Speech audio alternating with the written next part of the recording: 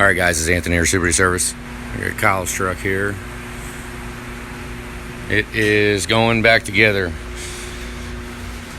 Now, this could be a little bit of I guess proof that not all jobs have to go balls to the wall, everything, blank check, do everything that we can do. We don't have to do all of them like that.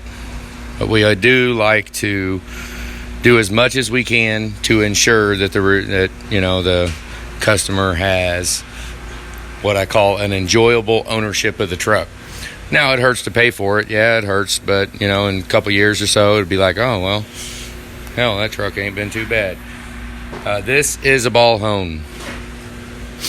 Deglaze. The main thing was this was actually studded. Was it twice? I think he took it back, and the first time the head gaskets were done, it lasted like 5 minutes or something. Took it back and had them done again. So when somebody has their hands on the deck surfaces that much, I really lean on decking the block. Now, luckily, I've made the videos and put the posts up showing what happens when you whiz wheel the block, because you can really tell what happens when the block is chucked up in the surfacer and you're actually seeing where it cuts out and where it doesn't. Blocks generally don't warp as bad as heads, not at all. 3-4 thousandths is what most blocks take to clean up, where heads can take as much as 7 thousandths to clean up. So a lot of this is still got. I've done a clean on it before we actually set them on. I need to do one last check, make sure there's no lint, no little spots, but it's kind of a process for me to decide it's good enough to go ahead and set the heads on. It takes, this is not a hurry up and go type of deal here for sure. We did do, basically this is refresh. We refreshed the engine. It's got new rings, new bearings. Obviously valve job, everything done on the heads, lifters. What I have been trying to implement and do is when we put the front and the rear covers on, we've got joints, T-joints everywhere. There's a T-joint right there too, okay? Now, it's not like something that it's pushed that has to be done, but I always like, once the bed plate goes on, T-joint here, gets in, the rear cover and front cover get installed, and then at the same time, before all the sealant dries, put the pump cover on too. That's just what I like to do. Now, I've done a lot of them over the years where we did not do that, and I would have the pump out, and I have not had any leaking issues, but I don't want to be set in the ways. I always try something different. So I'm gonna try, if everything works out, to be able to put the pump, STC fitting, all that stuff on while the sealant is still wet on the rear cover. That way everything dries in a T and as one. Granted, this is supposed to be, now, we're working on machines here, anything can happen, but this pump cover should never have to come off again, ever. So, so why not make the T-joint seal? Yeah. But you can kind of see we do anaerobic on the bed plate. There's a whole long story about that, but we won't get into that right now. The rockers all got ultrasonic. You can see, it's kind of been, this truck has been, man, I don't know. This is a 06. This truck is an 06. So what is it doing with the 04, 05 rocker retainers? That means they probably broke them and then found whatever they could out of the boneyard. Those retainers are like 60 cents a piece. Okay? Come on now. Put new retainers on it, whatever. If I don't know, whatever. But the turbo, the turbo is one that it doesn't look too freaking good. But the turbo is absolutely a part that, that's a $1,000 part right there. So everything that we're doing on the engine trumps the turbo. The turbo can be done. That's a before lunch job, you know. So if that turbo, say it doesn't seal up, or the up pipe or whatever, the down pipe doesn't seal, or the Y pipe connection doesn't seal because it's all freaking nasty and pitted. Well, granted, I probably could have put a new rear housing on it, but we're just, everything we're doing here, you know, a lot of jobs. There's only so much money. You know, so we have to pick and choose what battles we want to do right now. You know, so if it's a matter of doing rings and bearings or buying a turbo, you do rings and bearings. I mean, without a freaking doubt. You know, because there'd never be another instance where this truck can get a refresh. Because I mean, it added about $1,000 to the bill. I think is about what it added to do rings and bearings. That involves total engine rebuild, you know, disassembly, spec everything, check it all out. And we did get pretty lucky with how much we had to cut off this block, because the piston protrusion is 35 is what Ford calls max. Now, a lot of them, when they come from the factory, they can be as low as 28. I've seen them down to 27, 26 before from factory. So we got lucky on some of these. The highest one was 36. The lowest was 32. So we're on the high side of the spec, a thou over. But it'll be all right. It's fine. That's good. Actually, it'll make more compression and actually run pretty freaking good. We got all the valve recession. I think the highest, well, we had one that was up at 25. Now, we could have changed it. It would have cost more money. We could have changed the recession, put seats in it. But, you know, it'll be fine. Most of these are at 21 thousandths valve recession. I think I had one that was like 26, I think. I mean, I know. You know, if we was going for all out everything we do, I would have locked all them suckers down at about 17, 18 thousandths. That would have been, but there's a fine line between, you run that recession, that high, I call it high, it's actually low, whatever. But you run it that high, and then your piston protrusion is that far, then you're going to build some compression. It'll run like a mother. So that's when you say, Lord have mercy on head gaskets, right? But it'll be all right. See, stuff like this, we cut the bare minimum off. Ain't nothing going to matter right there. That's inside of it. That's a little sketchy, but that is outside of the fire ring. That is the outside of the fire ring. You can kind of see where it goes. It'll be fine. You know, I've already showed that a freaking 1,000 times. You don't have to cut it till it's absolutely perfect. You have to cut it till it's flat and it's clean and it's good. So, but who knows? We just go through, you know, like these are always broke, so we clean all that up. I reattach all the. We use electrical tape. I know there's better stuff out there, but you know what? I mean, paying for it and doing it, whatever, because electrical tape's cheap, 60 cents a freaking roll, and as long as we wrap it all up, clean it up, it's all good. Over here, it was all chewed to hell. All that was bare wires right there. That sucks.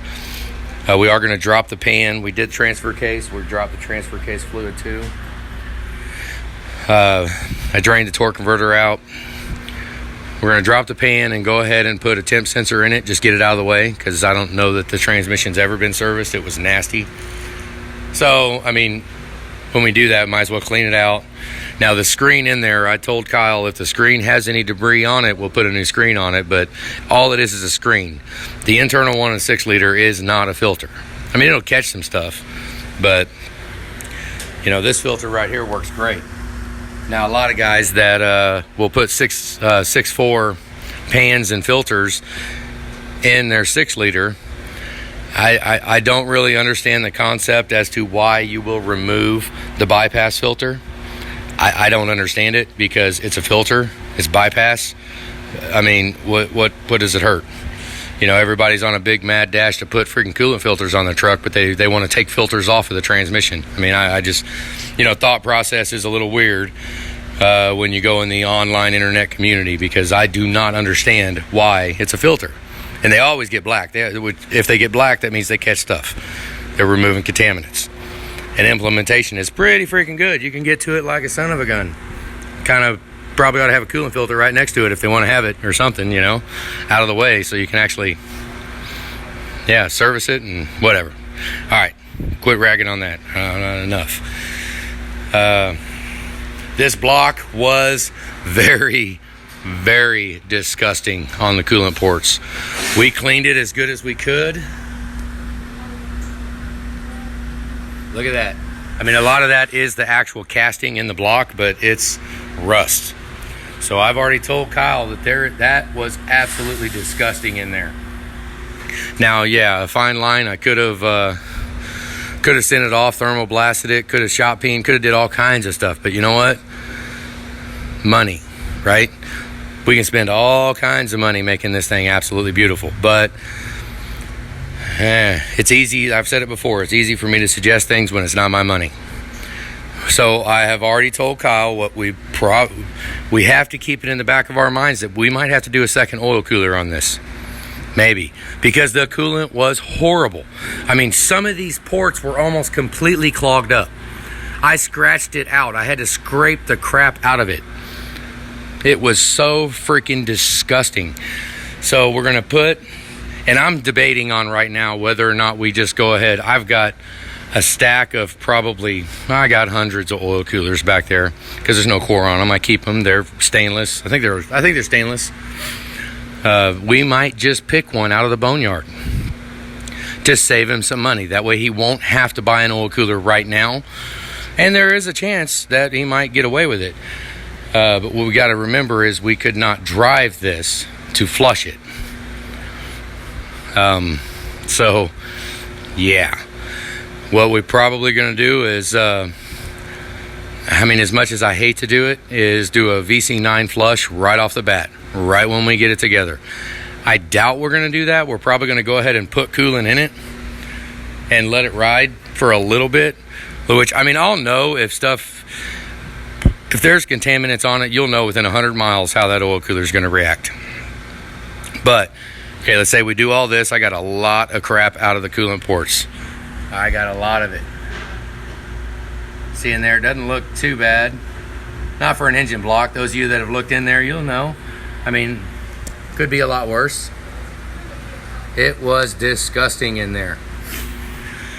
So worst case, I'll probably go ahead and put coolant in it just to see if it's going to survive.